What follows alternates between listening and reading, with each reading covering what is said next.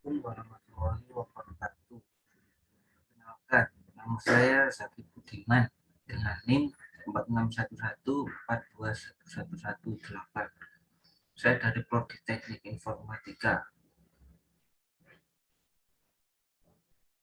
Saudara, apakah sebelumnya mengerti tentang artificial intelligence? Contohnya Google Assistant, Siri, Cortana. Produk-produk itu didasari oleh artificial intelligence. Sebelum Anda paham itu, mari kita ulik apa itu artificial intelligence. AI atau kecerdasan buatan adalah simulasi dari kecerdasan yang dimiliki oleh manusia. Sedangkan menurut McLeod dan Shell, kecerdasan buatan adalah aktivitas penyedia mesin seperti komputer dengan kemampuan untuk menampilkan perilaku yang dianggap sama cerdasnya dengan jika kemampuan tersebut ditampilkan oleh manusia. Penerapan artificial intelligence untuk masa modern saat ini tentunya tidak sedikit barang atau alat yang menggunakan artificial intelligence atau kecerdasan buatan. Contohnya yang sering kita gunakan yaitu di media sosial seperti TikTok, di mana dia dapat menampilkan video yang kemungkinan kita suka, sehingga membuat kita tanpa sadar berlama-lama menggunakan aplikasi tersebut. Penerapan kemudi otomatis. Belakangan ini banyak berita beredar tentang kemudi mobil yang otomatis. Bahkan di Indonesia juga beredar mobil-mobil yang menggunakan mode kemudi otomatis. Kemudi otomatis adalah pengembangan AI yang dapat mendeteksi sekitar melalui kamera, lidar, dan sensor yang lainnya. Dalam sistem ini dapat berpikir seperti manusia, di mana dia dapat mendeteksi orang, jalan, dan lain-lain di depannya atau di sekitarnya. AI sendiri merupakan teknologi yang memerlukan data untuk dijadikan pengetahuan. Sama seperti manusia, AI membutuhkan pengalaman dan data supaya kecerdasannya bisa lebih baik lagi. Poin penting dalam proses AI adalah learning. Teknologi machine learning adalah mesin yang dikembangkan untuk bisa belajar dengan sendirinya tanpa arahan dari usernya. Pembelajaran mesin dikembangkan berdasarkan disiplin ilmu disiplin ilmu lainnya seperti statistika, matematika, dan data mining, sehingga mesin dapat belajar dengan menganalisa data tanpa perlu program ulang atau diperintah. Poin penting kedua adalah reasoning. Reasoning adalah teknik bagaimana manusia menyesuaikan masalah dengan mempresentasikan masalah ke dalam knowledge base sehingga dapat menarik sebuah kesimpulan yang tepat.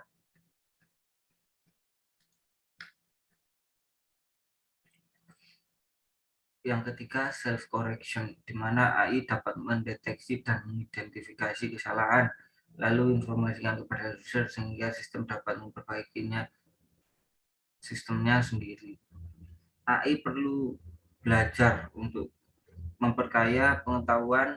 Proses belajar AI pun tidak selalu disuruh oleh manusia, melainkan AI akan belajar dengan sendirinya berdasarkan pengalaman AI saat digunakan oleh manusia.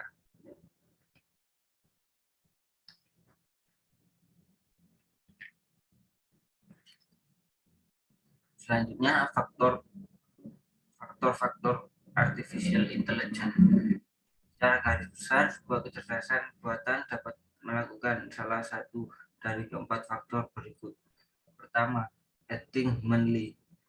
Sistem yang dapat bertindak layaknya manusia, di mana sistem akan melakukan kegiatan apa saja menyerupai manusia, bahkan juga dapat bisa melebihi manusia. Kedua, thinking humanly system. Humanly sistem yang bisa berpikir seperti halnya manusia. Pemrograman tersebut dapat kita ambil contoh dalam pembetulan pengejaan Google ketika kita mengetik. Untuk yang ketiga, think rationally. Sistem yang mampu berpikir secara rasional. Yang keempat, act rationally. Sistem yang mampu bertindak secara rasional. Penggunaan AI dalam kemudi otomatis adalah satu contoh penggunaan AI di dunia otomotif, bisa dilihat melalui mobil swak kemudi.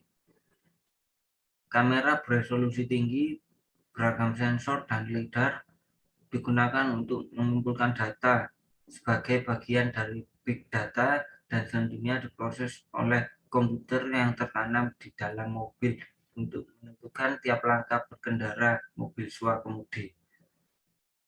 Penggunaan AI pada mobil dapat dikategorikan dalam dua faktor utama. Pertama, sebagai infotainment human machine interface. Dalam kategori ini, AI berfungsi sebagai sistem pendukung beragam layanan digital agar bekerja lebih baik. Speech or recognition atau pengenalan suara, gesture recognition, pengenalan isyarat atau gerakan, eye tracking and driver monitoring, sistem yang memonitor kondisi pengendara sehingga asisten virtual yang tertanam dalam sebuah mobil. Ditanamkan kemampuan AI agar bisa bekerja lebih baik melayani pengemudi maupun penumpang sebuah mobil. Kategori berikutnya adalah Advanced Driver Assistance System atau yang disebut ADAS.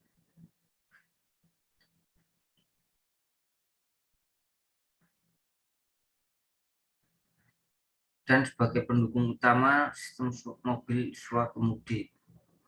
Perangkat keras seperti sistem penginderaan berbasis kamera, unit pendeteksian objek berbasis radar, dan beragam sensor yang berfungsi mengetahui kondisi mesin atau keseluruhan mobil dikendalikan melalui AI. Penerapan AI dalam mobil pengemudi otomatis memiliki manfaat yang membuat kita mengemudi dengan tidak repot.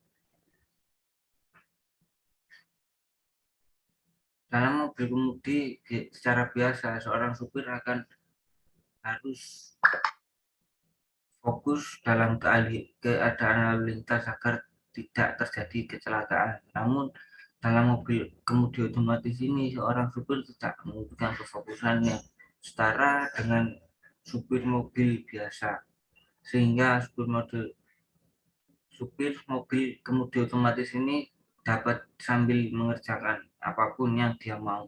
Contohnya sambil mengerjakan tugas, mengerjakan pekerjaan kantor, bahkan juga bisa sambil tidur, selama sistem dapat mengenali keadaan sekitar. Kelebihannya, penggunaan mobil otomatis ini dapat disebut penghematan waktu, dapat mendeteksi sekitar dengan baik, kemampuan mengemudi dengan baik. Untuk kekurangannya mungkin harganya terlalu mahal. Untuk di Indonesia, infrastrukturnya masih belum menyebar rata, sehingga dapat ada kemungkinan kehilangan sinyal. Dan di Indonesia terkenal dengan kemacetan lalu lintasnya, sehingga AI akan sedikit kesulitan untuk mengemudikan secara otomatis.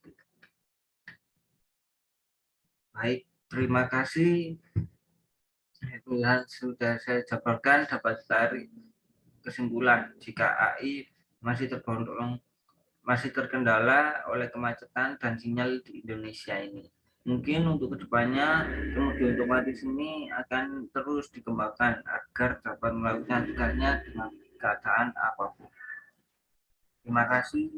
Wassalamualaikum warahmatullahi wabarakatuh.